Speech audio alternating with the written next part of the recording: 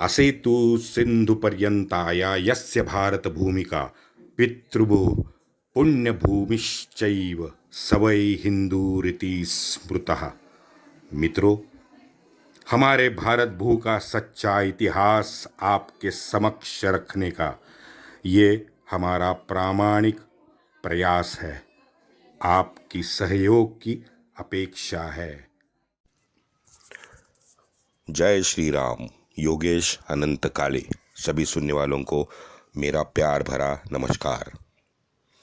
Last episode में हमने देखा कि इब्न बबूता और इमामी ने यह आरोप लगाए हैं कि बलबन ने विष प्रयोग करके नसरुद्दीन को मारा है। वैसे मित्रों, 1265-1266 के दौरान इस सल्तनत का पूरे भारतवर्ष में कोई रुतबा नहीं बचा था। ये दिल्ली सल्तनत बस एक लुटेरे डकैतों की गैंग बन के रह गई थी। ये गैंग का रोज का एक ही काम था, रोज घर से बाहर निकलो, जहां जो भी मिले उसको लूटो और वापस दिल्ली आ जाओ, क्योंकि दिल्ली सत्ता में इन अमीरजादे जो तुर्की चहलगान सिंडिकेट थी उसी का राज चल रहा था। और इस सिंडिकेट का हीरो था उलग खान बलबन।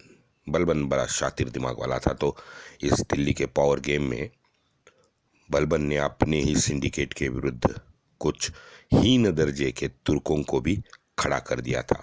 खिलजी उसमें से एक, वो मैं उस बाद में खिलजी के बारे में बताऊंगा।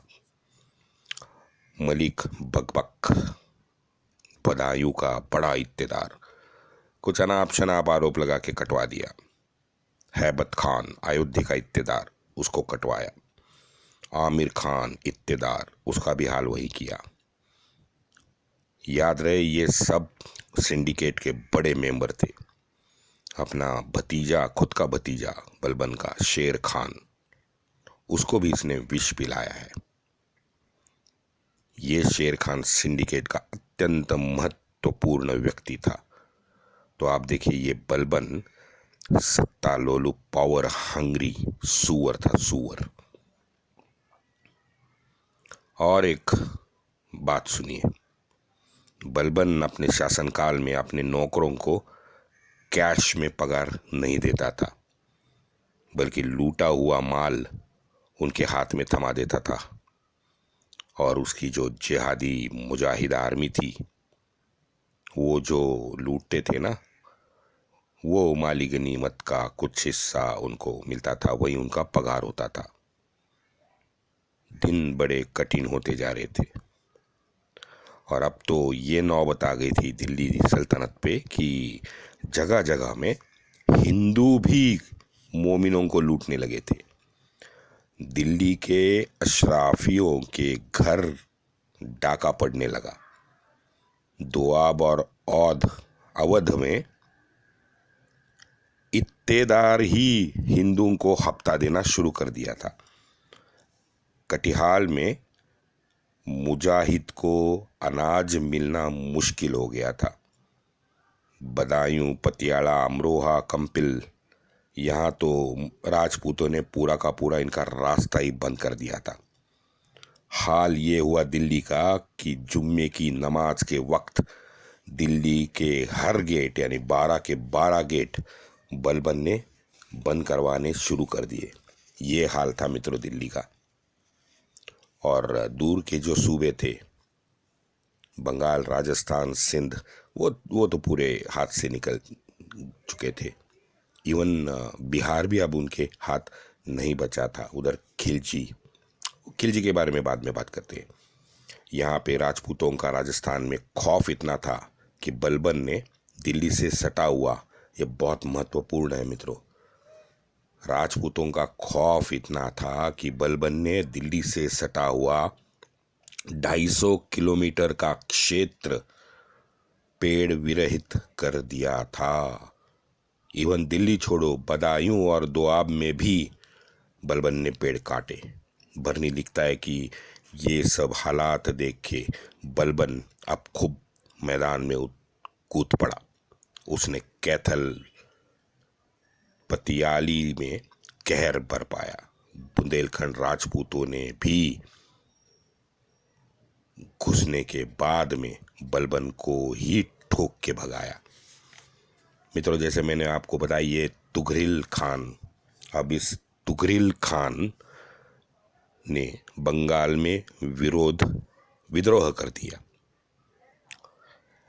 इसने तुगरिल ने पहले भी आत्मसमर्पण किया हुआ था, मैंने आपको पहले बताया था, लेकिन 1279 में जैसे ही मुगलों ने सिंध पे हमला किया तो ये अपने तुगरिल भाई ने खुद को बंगाल का सुल्तान घोषित किया।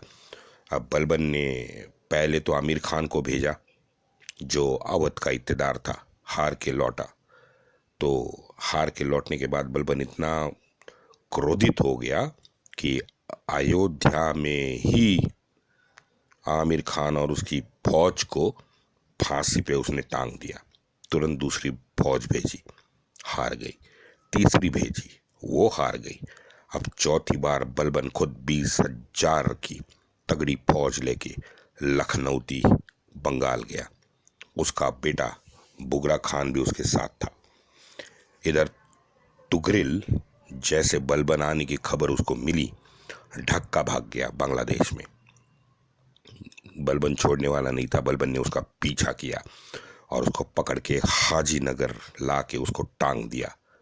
बरनी लिखता है कि लखनऊती के मुख्य बाजार के रास्ते के दोनों बाजू 2 किलोमीटर तक बलबन ने तुगरिल के लोगों को टांग दिया था। बड़ा डरावना नजारा है। वहां बलबन ने अपने बेटे को इत्तेदार बनाया, दूसरे बेटे मोहम्मद को सिंध का इत्तेदार बनाया। यहाँ हमारे लिब्रांडू, गंगा जमुना तहजीब वाले लोगों का लाडला प्यारा अमीर खुसरो और अमीर हसन, ये दोनों की एंट्री यहाँ होती है, जिनको मोहम्मद ने अपने सिंध में, ये वैसे दोनों, अमीर खुसरो और अमीर हसन, ये दोनों प्रशिया से आए थे, लेकिन सिंध ने मोहम्मद जो था बलबन का बेटा, उसने इन लोगों को सहारा दिया, अपने दरबार में रखा। तो ये दोनों भांड राज दरबारी ही थे। 1286 में मुगल फिर घुसे, मोहम्मद को वहीं सिंध में काट डाला। अब 80 साल के हो चुके बलबन उर्फ उलग खान, उसने फिर फौज भेजी, लेकिन ये फौज सिर्फ लाहौर छुड़ा पाई, बाकी सिंध मुगलों के हाथ में ही रहा। और ये बलबन की जिंदगी की आखिरी लड़ाई सिद्ध हुई। बंगाल के उसके बेटे बुगरा खान दिल्ली आके उसकी विदाई ली और वो बिना कुछ कहे बंगाल निकल गया। तो बलबन अपने पोते के सहारे, उसके पोते का नाम था कैखुसरो को उसने वो अपना उत्तराधिकारी बना के 1287 में बलबन कब्र में जाके लेट गया। अब यहाँ दिल्ली सत्ता का फेवरेट गेम शुरू हो गया। अशराफ सिंडिकेट ने कैखुसरो को निकाल के बुगरा खान का एक 17 साल का बेटा था कैकोबाद, ये कैकोबाद को उसने सिंडिकेट ने सुल्तान बनवाया। इसको बनाने के पीछे सिंडिकेट का एक बंदा था, उसका नाम था निजामुद्दीन, जो असल में पर्दे के पीछे रह के सब ये गेम खेल रहा था और सत्ता भी उपभोग सत्ता का ले रहा था। वहाँ बंगाल में बुगरा खान को जब पता चला कि भाई मेरे लड़के को इन्होंने मुझे बाईपास करके सुल्तान बनाया है, तो वो निकल पड़ा फौज लेके। और यहाँ निजामुद्दीन ने कैकोबार के कान भर दिए और बाप के अगेंस्ट उसको खड़ा किया। कैकोबाद क्रोधित हुआ और कैकोबाद भी फौज लेके निकला।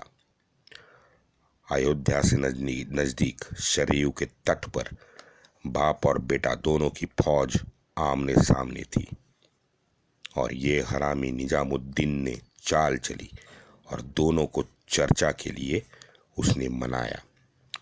योजना ये थी कि बाप बेटा दोनों मिलेंगे लेकिन तख्त लेने के चक्कर में दोनों एक दूसरे को मार डालेंगे। लेकिन यहाँ निजामुद्दीन की पूरी योजना हो गई चौपट। बुगरा खान ने अपने बेटे के तख्त को पूरी तरह से मान्यता दी। उस मीटिंग के बाद में बाप और बेटा दोनों ने मिलके अयोध्या में ही वजीर निजामुद्दीन को विष पिला के मार डाला। अब ये कैकोबाद का ये ताज जो है ये ज्यादा दिन उसके सर पे ना रह सका, क्योंकि एक तो कैकोबाद नशेड़ी था, दारू पीता था, लड़कियों के साथ स्त्री भोग उसका फेवरेट ये था, गेम था। तो अब ये भी किसी को पता नहीं है, शायद ये अफू या गांजा नहीं अफू या कुछ ऐसे पीता होगा। बहुत ज़्यादा कैकोबाद नशा करता था। तो 1288 के आसपास कैकोबाद को 20 साल के कैकोबाद को लकवा मार गया।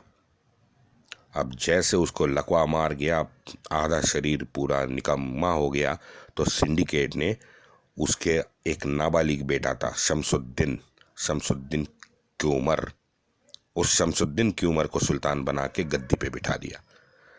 यहाँ फिर एक बार हमें सत्ता संघर्ष दिखता है, और अब की बार जलालुद्दीन खिलजी जो बुलंदशहर का इक्तेदार था वो इन सिंडिकेट के अगेंस्ट खड़ा हो गया। बिकॉज उसका और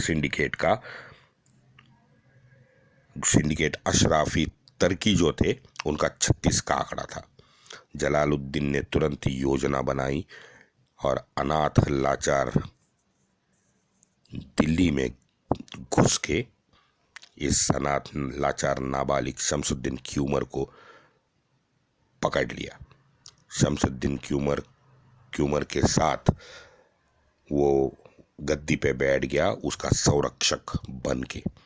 कुछ दिन बाद इस नाबालिग को उसने मरवा दिया और आखिर मार्च 1290 में खुद को दिल्ली का सुल्तान घोषित कर डाला। अब हम देखेंगे कि 1206 से 1290 आते आते ये सारा पूरे जितने भी गुलाम थे उन गुलामों के वंश का अंत हुआ। वंदे मातरम।